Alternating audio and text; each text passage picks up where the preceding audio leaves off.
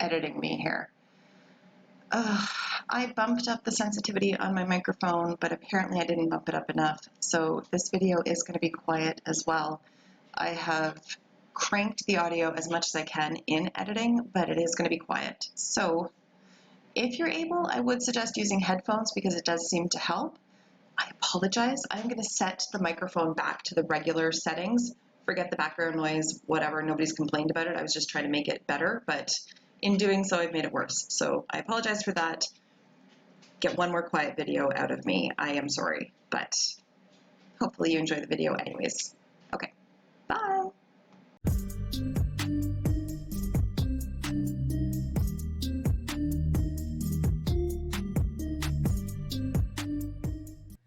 Hey makeup friends, today I'm going to be giving you my recommendations for the upcoming Sephora Holiday Savings Event. But before we get into it, I want to welcome you back to my channel, or if you are new here, then welcome. My name is Kara. I'm a 40-year-old professional with 2 children and a huge love of makeup.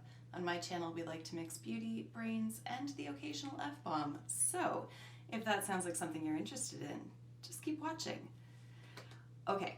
I am excited to talk about this. So the sale starts, so there's 3 categories. There's Rouge, VIB, and Insider. For Rouge members, you're going to save 20%. The sale starts on October 30th and runs clear through to November 9th, and you can shop repeatedly if you choose to do so using the code HOLIDAYFUN. HOLIDAYFUN is going to apply for all 3 levels of membership. For VIBs, you're going to save 15% and it starts on November 3rd, again ending on November 9th. And for Beauty Insiders, you save 10% and the sale for you starts on November 5th and once again runs until November 9th.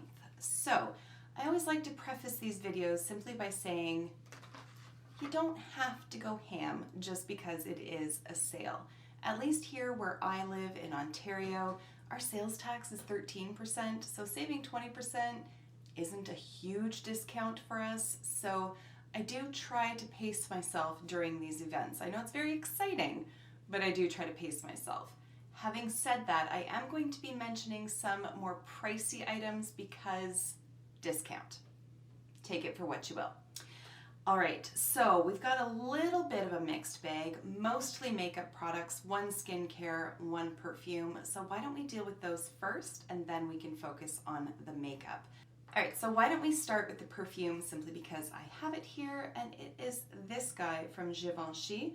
This is the Dahlia Divin Eau de Parfum and oh, it is such a perfect winter scent in my opinion. It just, it's sexy, it's deep, it's not too musky. I did actually bring it up on the Sephora website so that I can read you what the notes are because I do not have that skill set. I can't smell something and be like, that would be fill in the blank. I don't have that skill. So this says that it is a classic woods scent type and that it has key notes of patchouli, plum, and sandalwood. I will say it's not very strong in the patchouli category. Because I feel like that one you can pick out from like literally a mile away. If it's in there, it's blended nicely. Like this is, it's like wrapping yourself in a warm blanket. Like it's not florally, it's not citrusy. There's a depth to it without being musky. I personally just don't tend to like musky scents. Oh, but this one is just so nice. It is a little bit heavier, which is why I like it for like this time of year and all the way through winter. I just don't find that it really jives with summer. That's just a personal thing, but I figured I'd throw that out there anyways.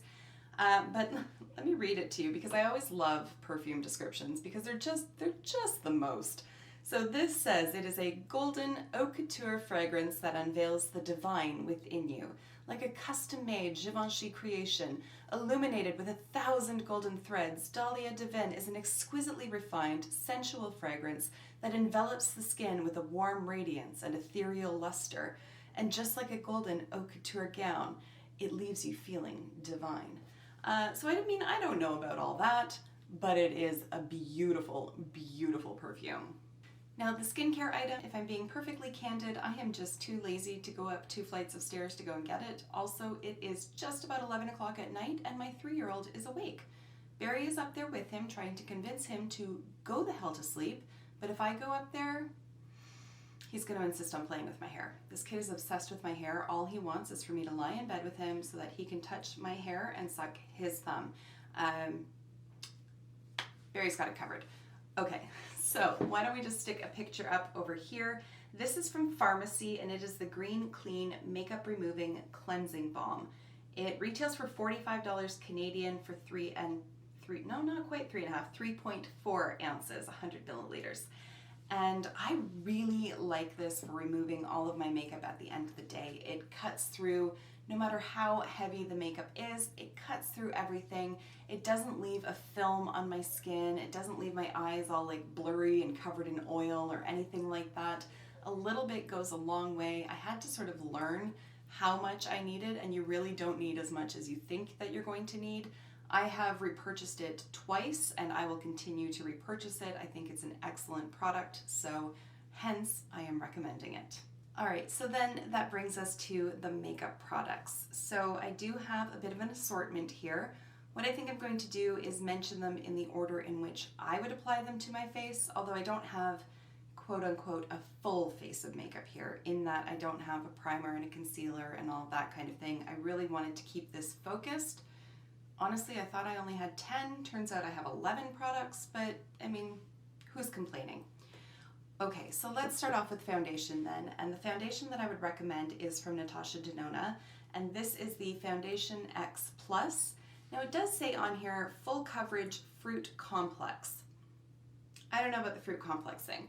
The full coverage aspect of it though, I would say that this applies more medium, but you can very easily build it to full coverage. I'm wearing it on my face right now. Now, granted, the lighting helps to skew things and make things look a lot better than they do without the lights, but I have 2 pumps on my face. I can still see some freckles and little spots that I have coming through, but I could add another layer and it's not going to look cakey on my face. And that's one of the things that I really like about this foundation, is that it just has a very skin-like finish. You don't see the makeup sitting on top of the skin. It blends in really nicely. The finish is very realistic looking. It doesn't pull too matte. It doesn't go too dewy. It just looks and feels like skin. It's not heavy. By the end of the day, I'm not just like itching to wash my face off. It wears beautifully throughout the day. It is just a stellar foundation. It didn't include any concealers or setting powders, anything like that, because again, I was trying to keep like a laser focus on this. So we're gonna jump straight into highlighters, and I do have 2 to mention. One is at a fairly low, for Sephora standards, price point to begin with, and that is from Rare Beauty. This is the Liquid Luminizer in Mesmerize, and it is so beautiful. This one has like a bit of a pinky aspect to it, almost bronzy, and yet on my skin tone it does not show up too strongly bronze. I was a little concerned, and even looking at it in the bottle I thought maybe that's going to be a little bit too much for my skin tone, but once it's applied and once it's sheared out and blended in, it just produces this beautiful sheen to the skin. And it really does just blend in, and it's not too strongly coppery or pink, anything like that. It's so beautiful. There is no stickiness to it. It blends out really nicely. When I place it on the skin, I don't have to work like at a frenetic pace in order to blend it out. It is very forgiving. The blushes, on the other hand, you do have to work very quickly on. But the Luminizer is much more forgiving, so I really do like this one. However, if liquid highlighters are not your jam, I do have a powder one to recommend, and that is this guy from Dior. This is the Dior Skin Nude Luminizer. This one is in shade number 2. And while I don't normally like pink highlighters on my skin, I'm showing you 2 in this video, but that's because they don't pull too strongly pink. This one obviously is no exception. So while it does have a bit of a pink aspect to it, it is very subtle. but the shine that it produces is so beautiful, and it just blends out so nicely. I can top up what I'm wearing right now with a little bit of this just so that you can see it in play. It's not glittery at all. It blends onto the skin so nicely, and it's just a beautiful, beautiful highlighter. So if you are looking at the new Dior quads that they have, like the little highlighting palettes, but that price point is sort of catching in your throat a bit, this one in a single might be something that you're interested in, and there are different shades available. So cheeks, blush. We're going to do a little bit of a hybrid here because I do have one face palette to talk about, and that is this one from Jouer. I believe it's limited edition, so if you have some interest in it, now is the time to grab it. This is the Champagne and Macarons, I believe. Macaroons? I'm not sure how to say that word. I really do need to look that up. Anyways, it's the Sweet Cheeks palette. It's the lighter of the two options. So you get a bronzer, 2 blushes, and a highlighter. This highlighter is available on its own in a full size. It's called Citrine, and it is heavenly. It is such a beautiful highlighter. With the 2 blushes, you have a matte option and then one that has a bit of a sheen to it, although it's certainly not glittery. And then you have a matte bronzer over here. Mine came a little bit damaged, unfortunately, but it doesn't stop me from using it pretty much every day. It's just the perfect face palette, at least in my estimation, for my skin tone. I find face palettes to be really difficult. Sometimes there's just way too many shades in there, and there's always at least 1 or 2 that I can't use. It's either too dark or too light. This is the perfect size for me. I know what everything does. I know where to place it all. I can use either one of these blushes or they pair very nicely together. And like I said, this highlighter, I mean, honestly, even if you just want the highlighter on its own, it is stunning. I can never swatch on my arm properly. Like, it's like molten metal. It's so beautiful. Again, that's called Citrine, and it's heavenly. The other blush that I want to recommend, I have 4 shades of. I'll do a few swatches just so you can see the options that I have, but they are the Everlasting blushes from KBD Vegan Beauty. I cannot overstate how beautiful these blushes are. They are like velvet in the pan. They are so smooth, so pigmented, yet blend so nicely. There's a good variety of shades to choose from. Like I said, I have 4 of them, so let's get into some swatches. So starting at the top and working our way down, this one is the shade Poppy, which is like our true warm red. You can apply it very heavily, but it also does sheer out really beautifully. This one here is called Rosebud. It's like a really deep mauvey kind of purple. Down here is the one that I'm wearing on my cheeks today. This one is called Foxglove, which is a very like rose kind of tone, neutral, I suppose. This one here is the most subtle that I own. This one is called Honeysuckle. If you remember Wild Honey from Becca, this one reminds me very much of that one. And it just produces like a really natural looking flush on the cheeks without being particularly obvious. It's really great on days when I don't want to wear a ton of makeup, but I still want to feel pulled together. That is the option that I go for. But these blushes, the finish on them is so beautiful. They're all matte, but none of them are flat on the face. They are perfection in my opinion. I cannot overstate how good they are. Now I have 2 palette recommendations, neither of which should come as a surprise to anybody if you've been around for a while. One of them I have talked about ad nauseum because it is so incredibly good, and that one is the Artist Couture palette, the Supreme Nudes. I mean, what else can I say about this palette aside from the fact that it's just gorgeous? It really is gorgeous. I adore this palette. I have talked about it so many times for such good reason. The mattes blend beautifully onto the eyes. The shimmers last all day. You can apply them with a finger, you can apply them with a brush. They are gorgeous. These tones are so perfect for this time of year. but you can still use it all throughout the year. Like it's a very versatile palette for being so neutral. Likewise, the other palette. Any guesses as to what it might be? It's fairly new to my collection. Glam. Natasha Denona Glam palette. I love this palette so much. I adore this palette. If it came down to choosing between this one and this one, why would I just do that to myself? I have no idea. That's like Sophie's choice. I really would have a very difficult time. I would have a very difficult time. Oh gosh. You know what? I don't know. Which one would you choose? Let's just put it on to you guys. I honestly don't know. I would have a very, very difficult time picking one over the other because they're different. The other one is much more warm toned. This one is very cool toned. The other includes some beautiful coppers and a gorgeous olive tone.